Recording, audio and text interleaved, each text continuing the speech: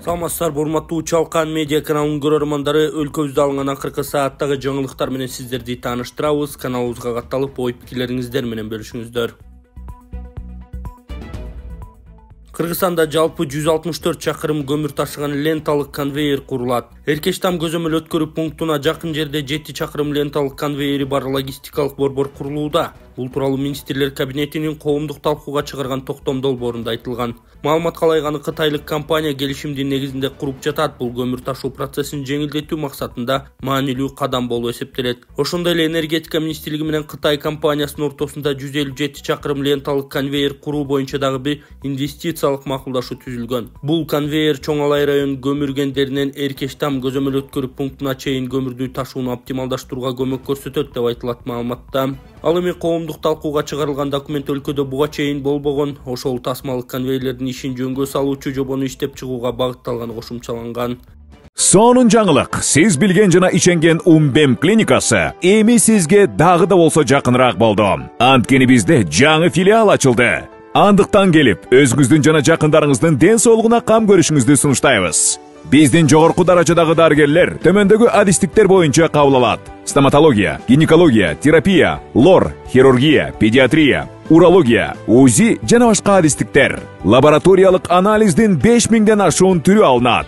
Жогорку даражадагы стерилизациялоо. Биздин дарек ВДНХ метросу, Кондратюка көчөсү 2. Телефон номерибиз 8925 103 22 55. Кабыл алууга алдын ала жазылып келүүңүздөрдү суранабыз. Умбем клиникасы. Сиздин ден соолугуңуз, биздин камкордук. Венгриянын премьер-министри Виктор Орбандын Кыргызстанга келери айтылды. Венгриянын премьер-министри Виктор Орбандын Кыргызстанга иш сапары менен келери күтүлүүдө. Бул тууралуу Тышкы иштер министрлигинин маалыматында айтылган. Ага ылайык, кечээ Будапештте Кыргызстандын Венгриядагы элчиси Талантбек Кушчубеков Венгриянын тышкы экономикалык байланыштар жана Тышкы иштер министрлигинин чыгыш өлкөлөрү менен кызматташуу өнүктүрүү боюнча мамлекеттик катчысынын орун басары Адам Штифтер менен жолуккан. Иш чарада Кыргыз-Венгер стратегиялык өнөктөштүгү талкууланды. Тараптар Венгриянын премьер-министри Виктор Орбандын Түрк мамлекеттери уюмунун мамлекет башчыларынын саммитине катышуусунун алкагында Кыргызстанда боло турган иш сапарын даярдоого өзгөчө басым жасалды деп айтылат маалыматта. Ошондой эле министрлер кабинетинин башчысы Акылбек Жапаровдун Венгрияга болгон жумушчу сапарынын жыйынтыгы чыгарылганы кошумчаланды.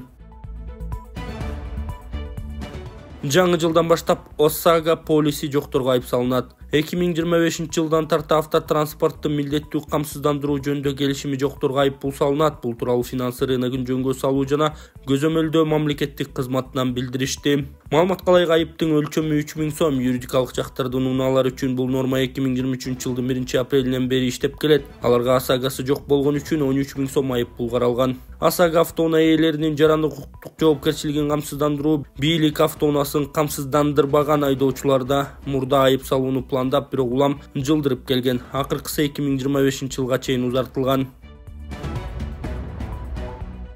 Ахматбек Келдибековдун ордуна Темирлан Султанов келди. Оор атлетика федерациясынын президенти буга чейин Ахматбек Келдибеков эле. Бүгүн анын ордуна федерация президенти болуп мурдагы транспорт министри Калыбек Султановдун баласы Темирлан Султанов дайындалды. Мындай алмашуу бүгүн болгонун федерация өзү кабарлады. Жаңы Барак айылындагы турак үйлөрдүн курулушу дээрлик аяктап калды. Кара Суу районунун Жаңы Барак айылындагы турак үйлөрдүн курулушу дээрлик аяктап калды. Бул тууралуу президенттин Ош облусундагы ыйгармуктуу өкүлчүлүгүнөн билдиришти. Маалыматка ылайык, жетекчилик Жаңы Барак айылына барып курулуп жаткан турак жайларды кыдырып, аларды тапшырууга даярдык көрүү маселесин талкуулашкан. Облус жетекчиси Элчибек Жантаев айылга келчү жолго асфальт төшөөнү тапшырган. Жаңы Барак айылында 38 гектар жерге 101 турак жай үй курулууда. Алардын баары бирдей үлгүдө, керектүү шарттар менен салынган. Ошондой эле таза суу тартуу, саркынды сууларды чыгаруу системасын куруу иштери кызуу жүрүп жатат деп айтылат маалыматта. Ошондой эле айылга электр зымдары тартылып, аймак жапырт электр энергиясы менен камсыз болгону кошумчаланды. Буга чейин Кыргызстан менен Өзбекстан чегара такташканда жер алмашкан. Анын алкагында Кыргызстан Барак эксклавын Өзбекстанга берип, Кара Суу району жактан 200 гектар, Кара Суу району жактан 208 гектар жер алган. Ал эми эксклавдын жашоочулары үчүн Кара Суу районуна Жаңы Барак айылы курула баштаган. Баңгизат саткандар кармалып, үйүнөн 2,5 миллион сомдук товар табылган. Баңгизат сатуу менен алектенгендер кармалды. Бул тууралуу Бишкек милициясынан билдиришти. Маалыматка ылайык 3-сентябрда ИТ аттуу жаран милиция кызматкерлерине Баңгизат экспертиза аныктаганын өткөрүп берген. Факт боюнча иш козголуп, Аламүдүн районундагы Баш Кара Суу айылында жайгашкан үйлөрүнүн биринде 37 жаштагы БТ жана АН аттуу жарандар кармалган. Шектүүлөр турган үйдүн жер төлөсүнөн баштыкчаларга салынган 1150 даана өңү жашыл күрөң түстө көзгөчө жыты бар зат табылган. Мындан сырткары жалпы салмагы 26 кг 907 грамм болжолдуу баасы 2,5 миллион сомду түзгөн Баңгизаттар алынган деп айтылат маалыматта. Шектүүлөр убактылуу кармоочу жайга киргизилгени кошумчаланды. Мобилдик тиркеме аркылуу акча которууда комиссиялууну токтотуу сунушталууда. Кыргызстанда мобилдик тиркемеге жана интернет банкинг аркылуу акча которууда комиссиялуу токтолушу мүмкүн. Тиешелүү токтом долбоору Улуттук банк тарабынан демилгеленгенин анын төрагасы Мелис Тургунбаев билдирди. Документ дээрлик 2 айдан бери коомдук талкууда турат. Ага ылайык мобилдик тиркеме жана интернет банкинг аркылуу электрондук капчыкка, картадан картага, банктык эсепке сом менен акча которгондо комиссия кармап калуу болбойт. Бул бир банктын ичиндеги жана банктан банкка жасалган акча которууларга тиешелүү. Улуттук банк белгилегендей учурда эл карталары менен өлкө ичиндеги банктар ортосунда акча которууда комиссия 0 сомдон 150 сомго чейин кармалып калат. Аталган токтом долбоору кабыл алынса, бул өңдүү комиссиялуулар токтойт.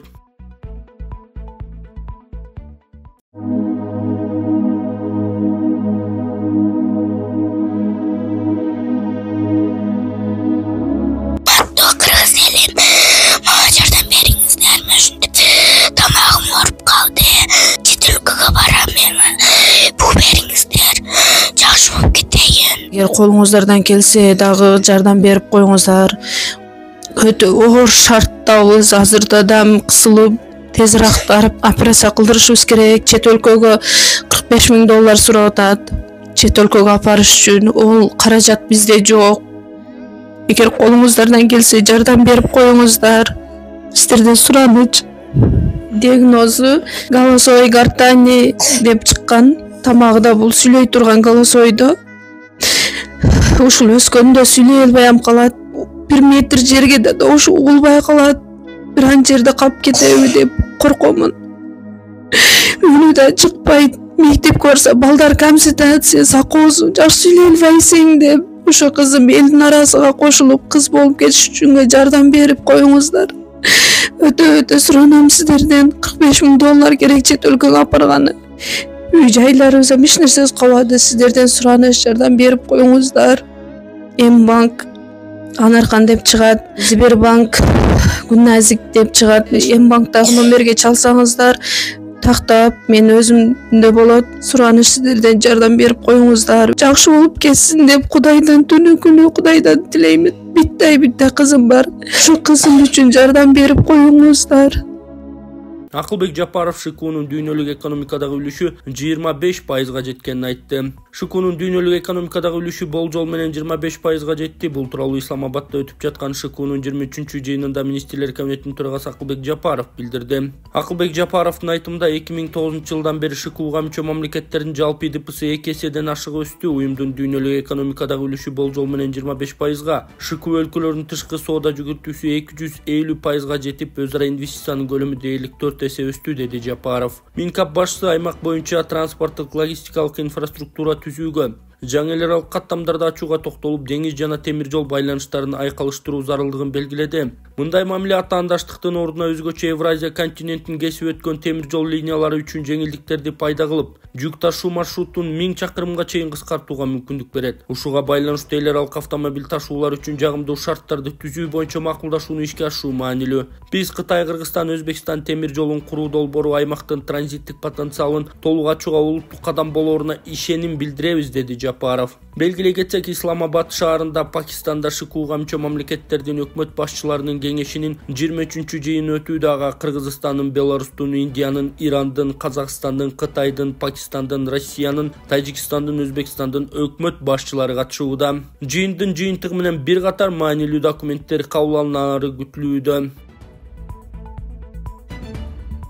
Ысык көлдө күчү 5,1 балга жеткен жер титирөө катталды. Сейсмология институтунун берген маалыматына ылайык 17 октябрда таңкы саат 4:23 Кыргыз Республикасынын аймагында очогунда күчү 5,1 балга жеткен жер титирөө катталды. Жер титирөө Ысык Көл облусунун Жетигүз районунун Бедел, Ыштык айылдарында 4 бал, Кумтөр ишканасында 3 бал, Каракол шаарында 2,5 балга, Бедел айылынан 138 чакырым түштүк-чыгышта, Каракол шаарынан 145 чакырым түштүк-чыгышта чейин сезилген. Алдын ала маалыматтар боюнча жер титирөөдөн жабыркагандар жана кыйроолор катталган жок.